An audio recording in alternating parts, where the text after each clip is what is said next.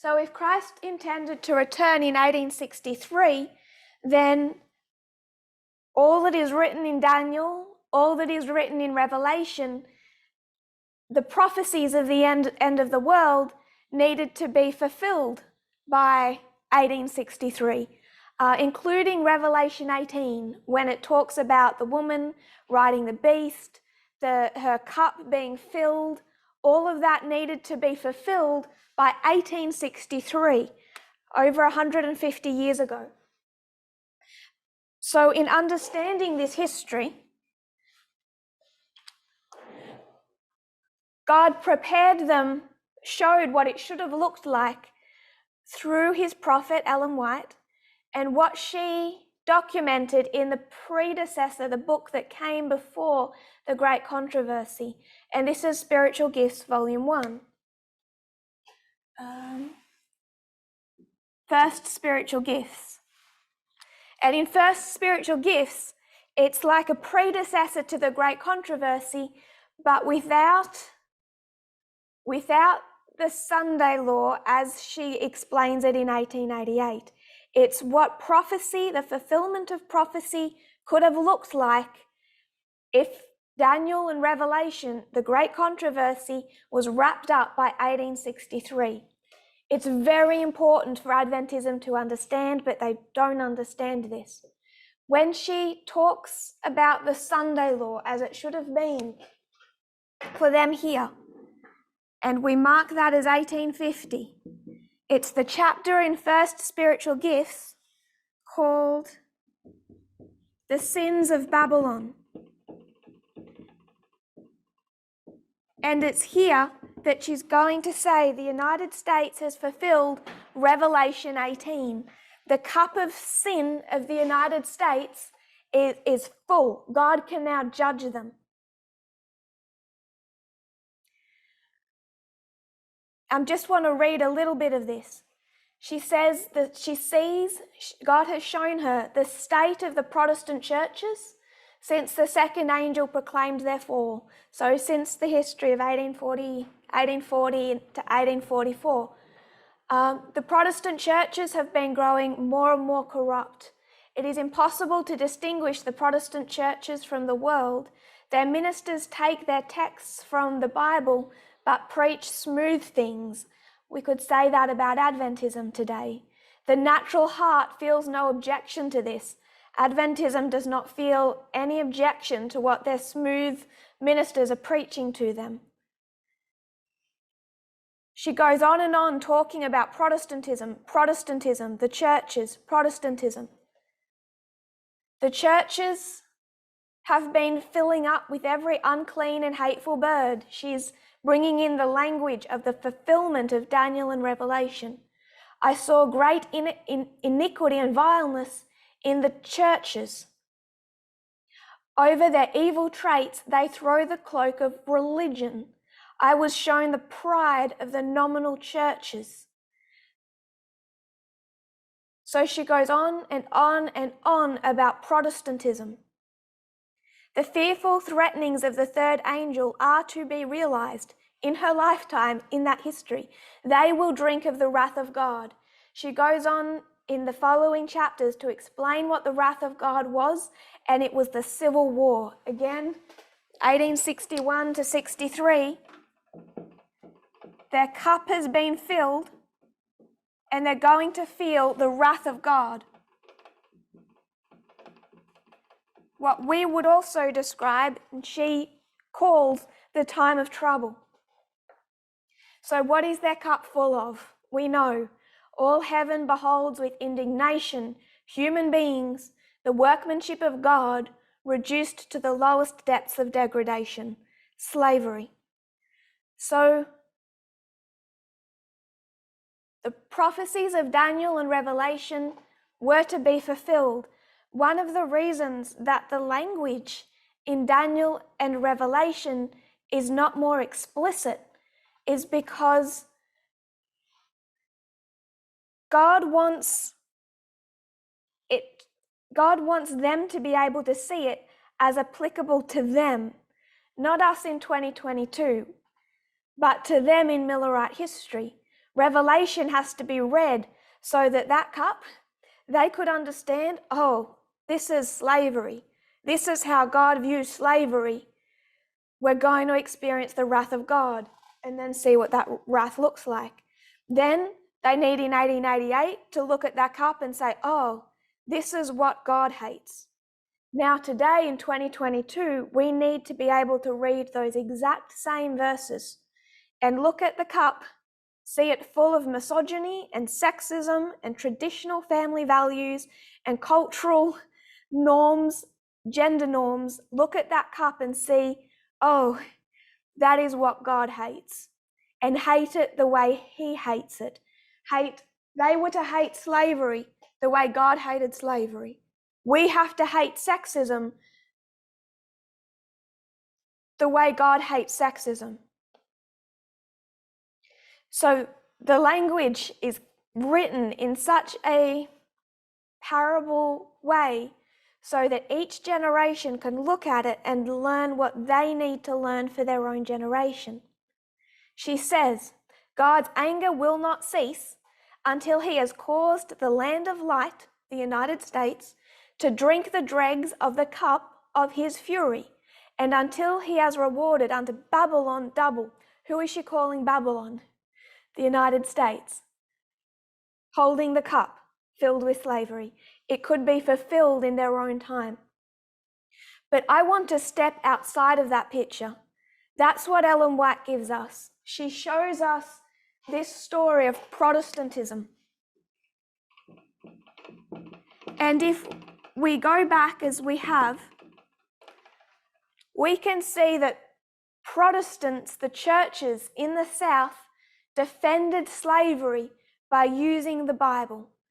Passages such as Abraham kept slaves, where God instructs them on how to keep slaves and who they are to enslave.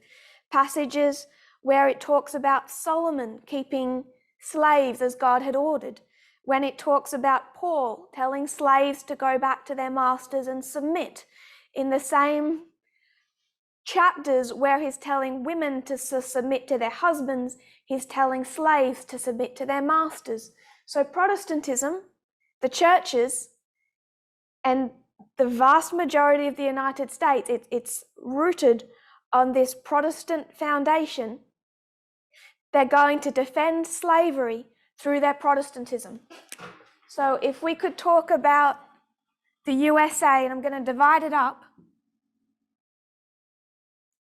we're going to talk about the white colonists hold slaves, and they're going to defend that through the Bible.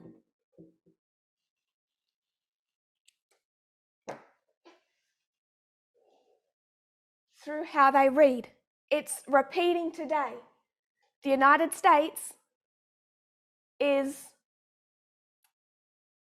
taking away women's fundamental human rights, and they're defending that through the Bible.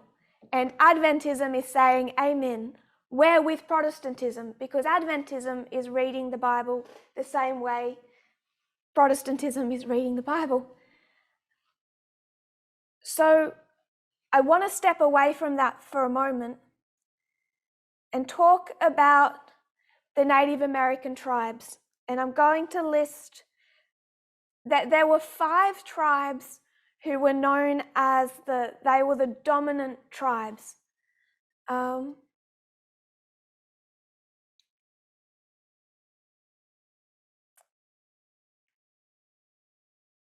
5 dominant tribes were the Cherokee Indians, the Chickasaw tribe, the Choctaw tribe, the Creek tribe, and the Seminole tribe. And I haven't gone through all of them, and I won't go through all of them, but I want to discuss some of these tribes' practices.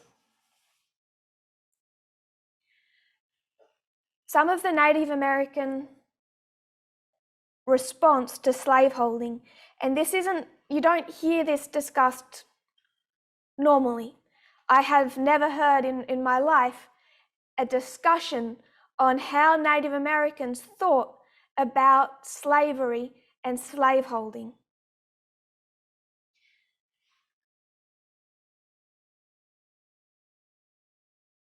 The Cherokee tribe.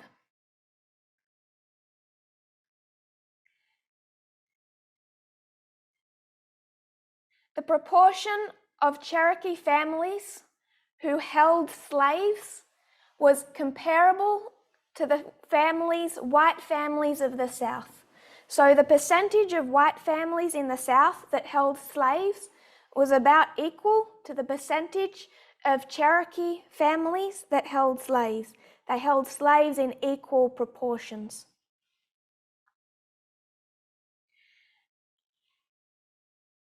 Recently, there was come to light a fight that is taking place between the current Cherokee tribes in the United States, as they are in, this was particularly coming to light in 2021, and descendants of the slaves that the Cherokee Indians held.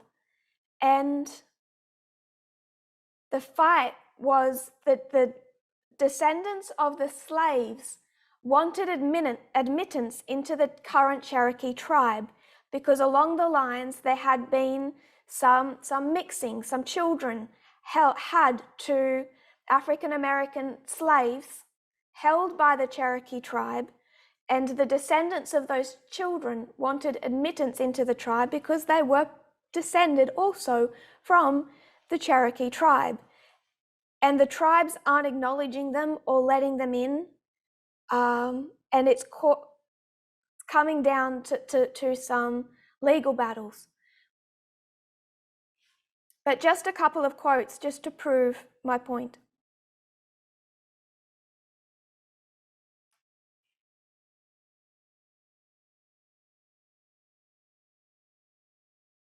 In 1827, the Cherokee developed a constitution.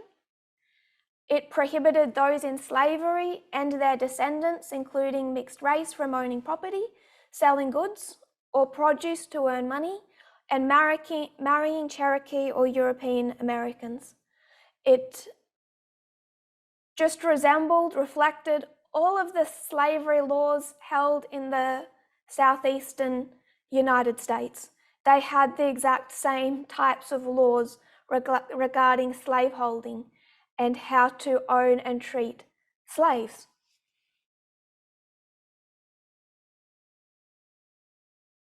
In 1809, the Cherokees held about 600 enslaved Africans. By 1835, that was 1,600 to about 4,000 slaves by 1860, even after they were removed to Indian Territory. So it's causing a fight between the Cherokee today and the descendants of the slaves that they held. And the practices and the treatments was comparable to the Southeast.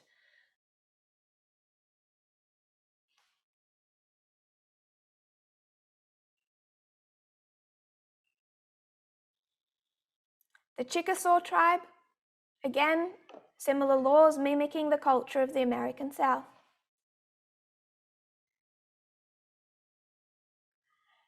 The Choctaw tribe, also held in their constitution, mirrored the Deep South. In response to pro-slavery ideology in the Native American nations, creating a climate of animosity towards free African Americans. So the Native American nations, the pro-slavery ideology was creating more and more animosity against freed African slaves. The Choctaw General Council enacted legislation in October of 1840 that mandated the expulsion of all free black people unconnected with the Choctaw and Chickasaw blood by March of 1841. Those who remained were at risk of being sold at an auction and enslaved for life. The Creek tribe. In Creek society, they held slaves before the arrival of Europeans and Africans in Creek country, but those held in slavery were simply captives of war.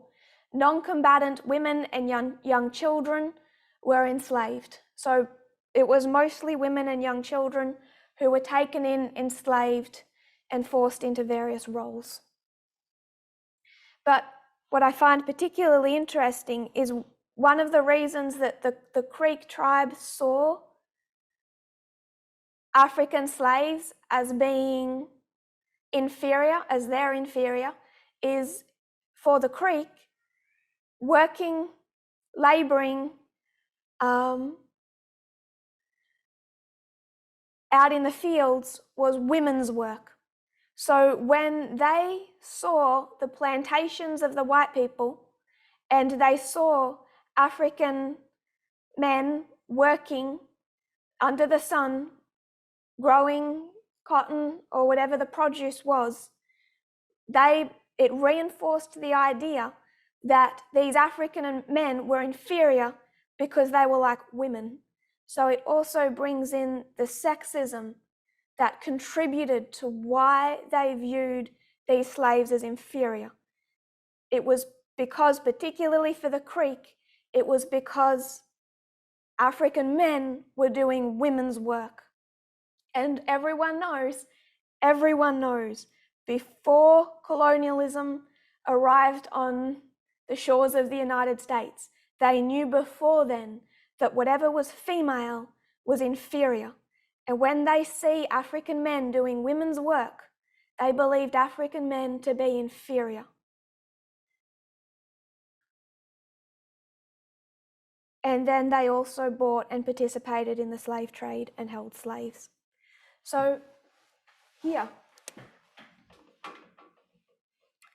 if I just put the Creek tribe here, they held slaves, as did the other main 5 tribes. Why? Why did they? It wasn't because they were converting to Protestantism. It wasn't because they were becoming Christian. It wasn't because they were using the Bible. They were mostly through this time period still holding to their traditional spiritual beliefs. So why? Ellen White is very targeted in what she's discussing. She needed to be. She knew who the enemy was, the enemy of God, who controlled the government in Washington. It wasn't the Creek who held Washington, who held Congress, who held the executive branch, who held the Senate. That wasn't the Creek. It wasn't the Creek who God was referring to in Revelation 18. It wasn't the Creek who held any type of profession. It was quite limited in their history. But we know it doesn't stay limited because it didn't stay here. Because this failed and history kept going. And now we have the first time Christ should have come back in 1863. Second time, 1888 history, not in 1888, but in that history. And then in sometime in our own lifetime, in our own history, in the imminent future. Back here, it was all targeted. It was all central on the United States, what was coming out of Congress, and what Protestantism was defending: slavery, the sin. In 1888, it spreads to Christendom. 2022, the history of the 144,000. This is worldwide. And when I say worldwide, that has implications for me, because Australia isn't included back here. Australia isn't included back here. Australia, now it hits Australia as much as it hits Fiji, as much as it hits Tahiti, and it hits Ghana, and it hits Romania and Russia and the UK. It's not limited to Christendom. It's still Christendom, but now it is worldwide. It is India. It is Brazil. It is Colombia. It is worldwide. And this movement represents that. Back here, God's people, those who truly understood what was happening, was mostly centered in the United States. And they didn't have the technology to be able to broadcast that. 1888, they've been able, God has the communication, the travel has advanced and it's spread through parts of Europe, but it still hasn't spread worldwide. Now with technology, what God wants to teach people can go worldwide, and that is exciting, but it has implications to how we need to view the Sunday law. It's not enough to go back and say it was church and state in 1863, it was church and state in 1888. Because even back here, it was church and state in 1850 when the cup of the United States filled when they enacted that 1850 compromise based on slavery. But even here, the root of racism is not Christianity, is not religion. The Creek were not holding slaves because they were believed in the Bible. They were holding slaves because that is just how humanity works, because oppression is satanic. And as Elder Terry has been teaching us, it showed itself at the Tower of Babel, it spread out from the Tower of Babel, and it impacted everyone. Part of what left from the Tower of Babel made its way to the shores of America before it was called America, and was continued by the Creek. Their beliefs of gender was continued by the Creek. It didn't come over on a boat. It did come over on a boat for the people on the boat because they were as sexist and racist as everyone else. But you can't just pin it on religion. And when the Sunday law events all take place in the United States, and we're already in the thick of it, it's going to look, in some aspects, Christian. It's going to look Protestant, because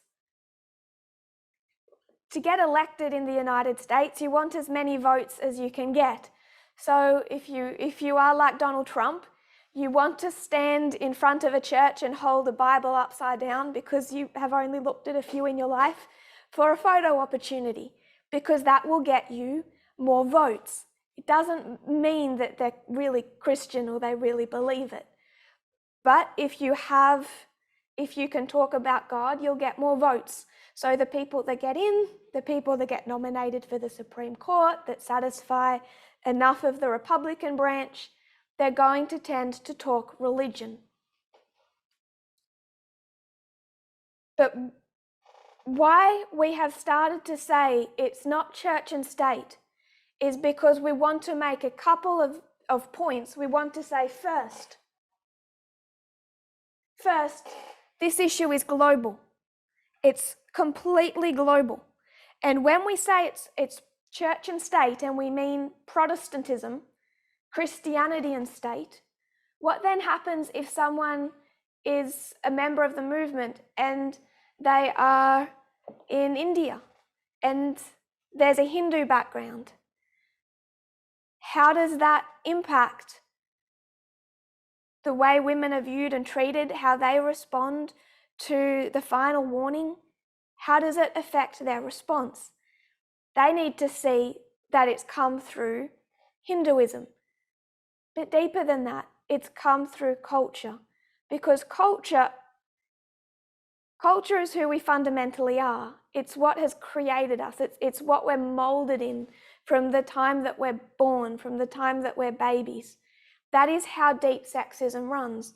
And we can see that when we look back even on their history, even though this was church and state defending slavery, this was Protestant ministers defending slavery in the United States, we can look across here and look at the Creek and say they were just as bad. They were oppressed, they were victims of the colonists, but they They were just as racist. Why? Because their descendants came from the Tower of Babel, the same way their descendants came from the Tower of Babel, and they all took it with them.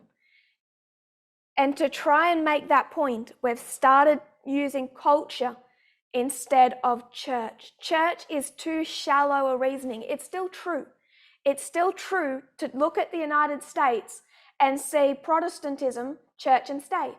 Everything we've taught in the past about the Seven Mountains theology and the way that this old and incorrect reading of the Bible is being forced on people through the right-wing politicians and the right-wing Supreme Court. All of that is still true. If people teach today the United States is turning into a type of church and state relationship, it's true, but it's shallow. And when we just see it as shallow, we miss the deeper issue. It comes as a surprise to us when we see, oh, today, this is what Elder Terry was teaching this morning. An atheist enslaves women, is sexist. Why? They don't believe in God. What makes an atheist sexist is the same thing that made a Creek hold slaves. It's because it's come through their culture. So when we say church and state, it's still true, but it's shallow and it doesn't apply so easily everywhere. When we say culture and state, it gets to the fundamental root of the problem, and it's applicable through absolutely everywhere that this movement touches or wants to touch. We could go anywhere as a movement and make the same point that there is a cultural sexism, because there is no country on earth, no area, no group of people that doesn't have a problem with gender. And when we say culture and state, it shows that fundamental root, and it also shows us the solution to the problem. It isn't through shedding religion. Many people in the movement have thought that if they just became less Christian, if they just became more worldly, they would be better people and they would be less sexist. Some people have left the movement and become atheist because they thought that was the solution to sexism. Poor deluded people. They didn't realize that it wasn't Christianity that was the problem, it was culture. And God is trying to give us a solution to the problem. To do that, He has to target our culture. All of our cultures, everywhere that they exist. It manifests in different forms, but it's always there. It was there for the Creek when they saw an African man working in a field and thought, oh, he's working like a woman. They must be fit to be slaves. It's rooted deep. And this is what we're trying to get to at Vespers. If we can see the root of the problem, then we can really start to deal with it in a way that makes us fit to go to the world and give the world the warning that the world needs. If we aren't speaking to the world now, it's because we're not ready. And I would suggest we're not ready because we haven't understood this exact question correctly. We can't speak to the world because we haven't seen what sexism is rooted in and what the solution to it is. When we see it for what it is and we understand the solution as we need to, then in the Sunday law history, God will say, okay, now I have a people who are ready. Now there are 144,000 people ready to do a work who can tell the world there's a solution to the mess you're in. It won't necessarily be the solution the world wants to hear because we don't have friends. We aren't there just to attack white people. We're not just there to attack Protestants. everyone ends up being challenged by the final warning. I'll hand back to Elder Terry. She might have thoughts or to add to that, or anything she wants to say, or people might have questions, but I'll hand back to Elder Terry. Just further to that, Elder Tess. Thank you, Elder You Tess. mentioned India. Could you elaborate on that for us?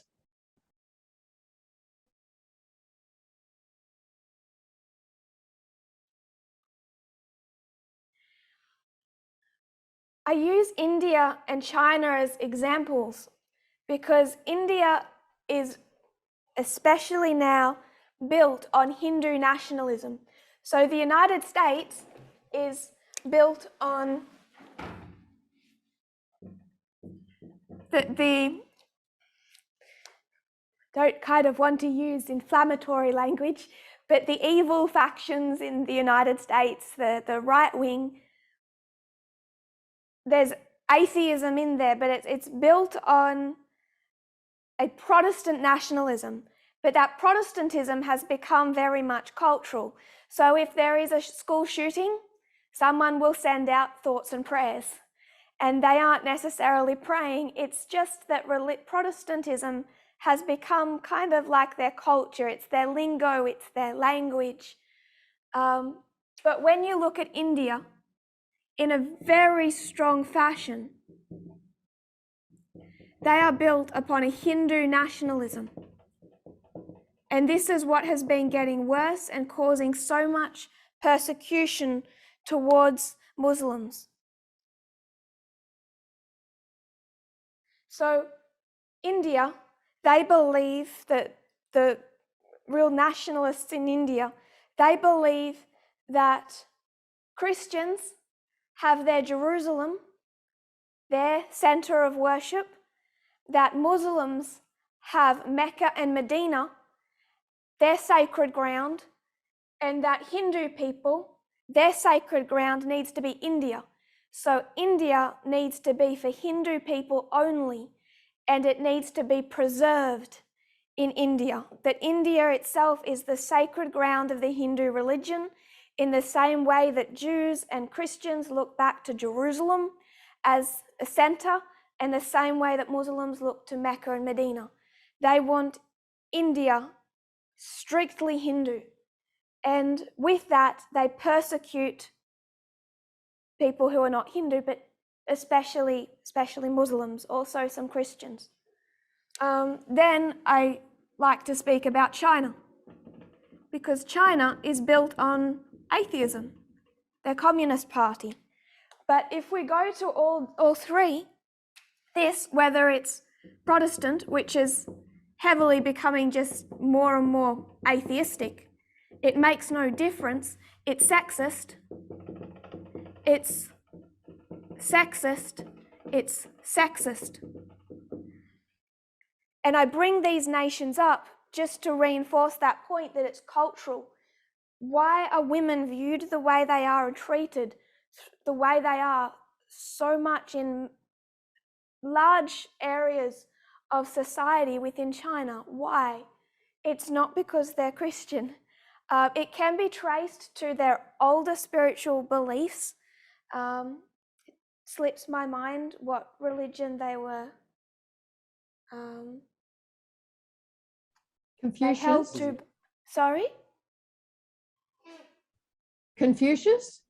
Confucianism. Confucianism was what was in China before the Communist Party brought in this atheism. And Confucianism is terribly misogynistic, terrible views of women and their role in the family and society. But they don't believe in Confucianism anymore, by and large. But Confucianism, it's just part of their current atheistic culture is not inseparable from previous Confucianism. The views of women didn't change when people became atheistic. Just the same way people become atheistic today, and they still view the world and women the same way as Protestantism. In some instances, worse. with no hope or solution in mind. In many instances, worse. So I like bringing up India and China because it shows the root of the problem. It doesn't absolve Protestantism at all. Seeing the problem that the Creek had does not take away the sins that Ellen White places on white Southern slave owners. It doesn't absolve anyone of their sin. It just shows how broad and deep and horrible that sin is. It shows where the root of it has come from. And I think using India and China can help make that point. It's not Christianity, it is religion, but it's also not fundamentally religion, it's culture. And we've been teaching this, coming to this point for a long time in the movement. When we talked about homophobia last year, we showed how homophobia came down through gender roles, through Greece and Rome. But Greece and Rome, all descendants from the Tower of Babel, as are everywhere else. It was instilled in culture, the idea of those gender roles. And that is what God is trying to get to and to pull out. And that's why I think God's work is so hard. That's why it's taken him 6,000 years to try and address gender roles with humanity. It's very locked in. It's hard work, as I'm sure many are aware. I think you've addressed that clearly, as it has to be something that involves gender equality.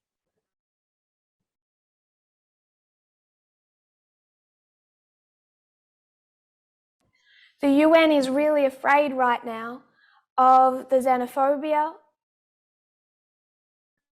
blooming in South Africa. It's turning into a situation that is really fearful. And we know South Africa has a history of apartheid. How they treated Black Africans was horrific. And still, the flow and effect of that treatment is very visible today.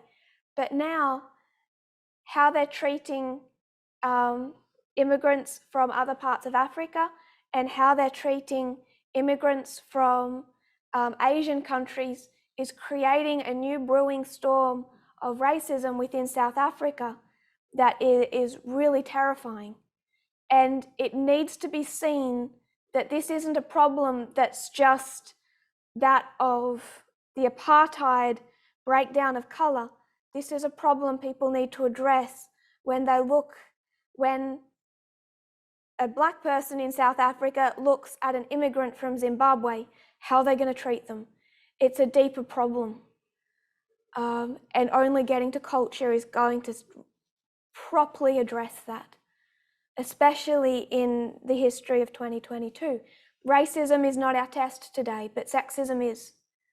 And all of this is designed to show us where sexism has come from and what it takes to get rid of it. And it doesn't leave any culture untouched. That's the challenge of what is being faced. That's the challenge when someone let's say someone in Zimbabwe says, I want to pay a bride price and buy a wife. And someone in Canada says, I want my father to give me away as I walk down the aisle in a white dress. Everyone is being touched to see how these gender roles exhibit themselves. And what we're seeing is, as we approach the Sunday law, the situation for women worldwide is just getting worse and worse and worse. Because it's never been dealt with. It's never been taken down to the root of culture. It's never been seen as a serious issue as it is. It's never been taken to every single culture, and the world is failing.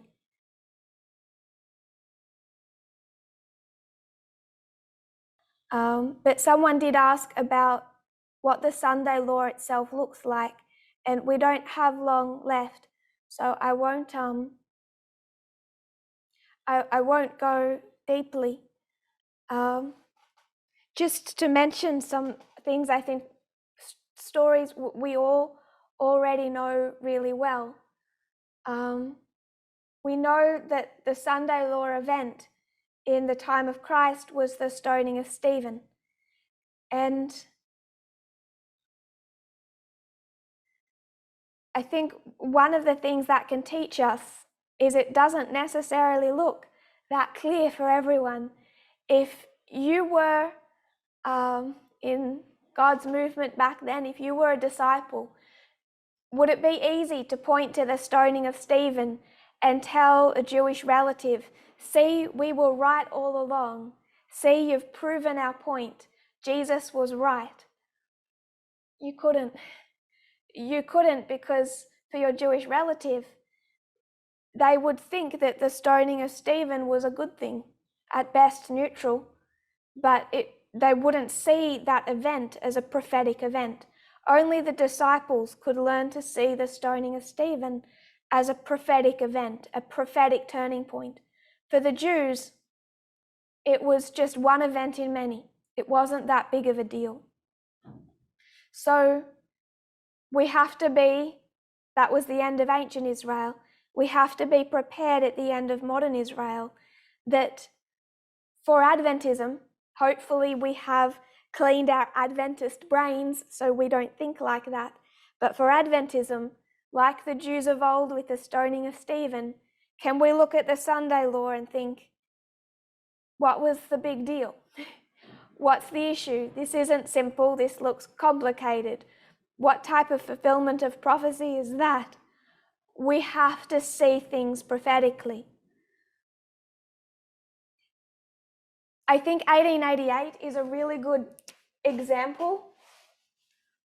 1888 was not the Sunday law of that history. I hope that makes sense. 1888 was kind of like a 2014 or a 2019. It was a stepping stone towards the Sunday law. Because in this history, Ellen White, A.T. Jones, they're all warning about the Sunday law that's coming. So when Brodie is teaching on the Hobby Lobby decision, she's like A.T. Jones, she's explaining what is happening in the United States culturally that is preparing the United States for the Sunday law. Just like Adventists in 1888 history looked at 1888 and they saw the Blair Bill by a man whose name was Blair. I think his last name was Blair. The 1888 was the Blair Bill. It was a type of Sunday law. But 1888 was not the Sunday law. It was part of the build-up. And when we go back to 2014 and see things like the Hobby Lobby decision, all that we're doing is saying, look, just like 1888 and the Blair Bill and what was happening in Congress in 1888 was significant to Adventists. So in our dispensation, what happened in 2014 is significant for our Sunday law. What we need to be prepared for is that it is complicated in our time period, that it was complicated for them. It wasn't just about a Sunday law. For them in that history, it was all about the Constitution, rewriting the Constitution, controlling immigration. If they had have just passed a Sunday law bill in 1888 history and made everyone keep Sunday holy, they would have failed in their objective, because it was more complicated than that. Adventists have a too simple idea of prophetic history, and because of that, they think that our Sunday law history will be simple. If we can see that past prophetic fulfillments were not simple, we are prepared that our prophetic events are not simple either. If you go and read A.T. Jones, it makes sense that it wasn't simple because his writing is not simple. He wrote prolifically on all the things that Congress was doing, all the things that were happening in politics in the United States. So Adventists could be prepared for the complicated events that were heating up, what Ellen White describes as the movements then in progress to establish a Sunday law. We are now tracing the movements now in progress to implement a Sunday law. But it wasn't one law in their history. This, I would like to suggest, this Sunday law, if it had happened in 1888 history and been an actual Sunday law, would not have been one law or one event. It would have been multiple events. It had to be because they had multiple goals. They wanted to control the Catholics, control the Jews, control immigrants, change the Constitution, and implement many laws regarding what you could and couldn't do on Sunday across the whole of the United States. That requires many things.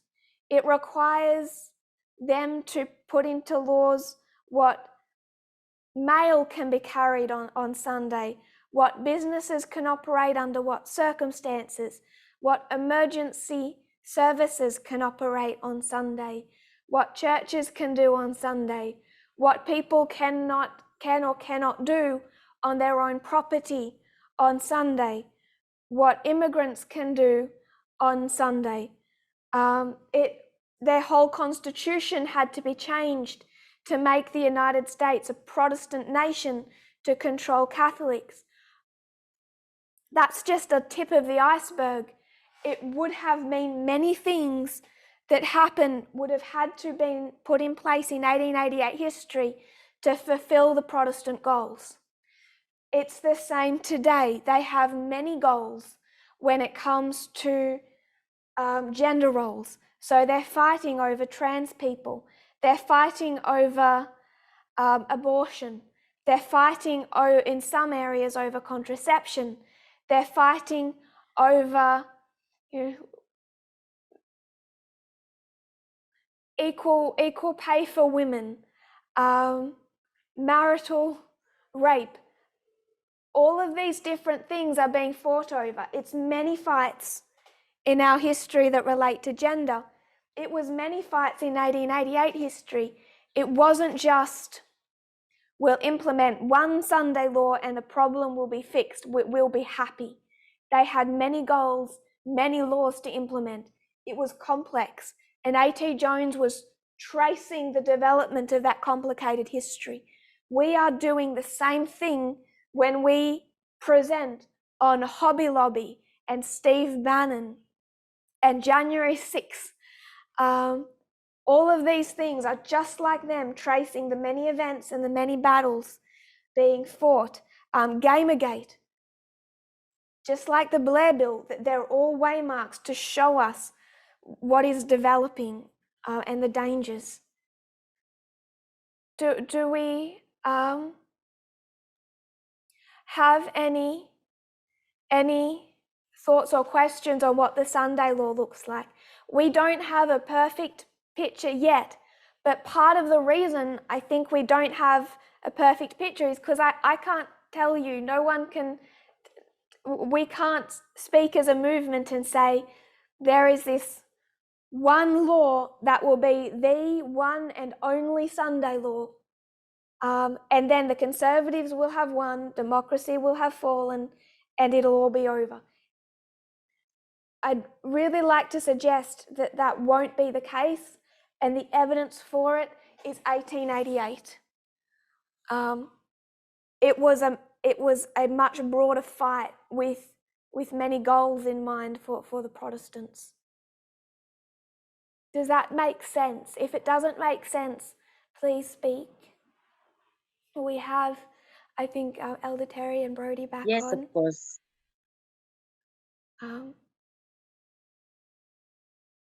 I think it really helps us. Thank you so much. It helps me because I forget, because there's an Adventist brain, there's thinking, there's wires in there. And there's wires in there that think 1888, Sunday law. But 1888 was not the Sunday law. It was like 2014. And it was just part of the escalation. We're tracing the escalation towards a more heated conflict that is developing. The latest Supreme Court decisions, not just the abortion ones, but other decisions as well, are all part of that conflict. And it's, even if we have not studied, and I can't name every Supreme Court case and every issue that's currently being fought in every state, just by looking at the United States, you can see something is happening and it is getting worse. There is what we call a culture war, and it's heating up. And gender is at the center, at the heart of it. We can see that even with just a little information. And we're just trying to understand the Sunday law by getting into that conflict, like the issue with Hobby Lobby, and understanding it, understanding what gave rise to it, and how that Hobby Lobby decision has impacted the escalation of this conflict, just as the Blair Bill was escalating this conflict that should have, if Adventism was faithful, should have led to the culmination in Ellen White's lifetime.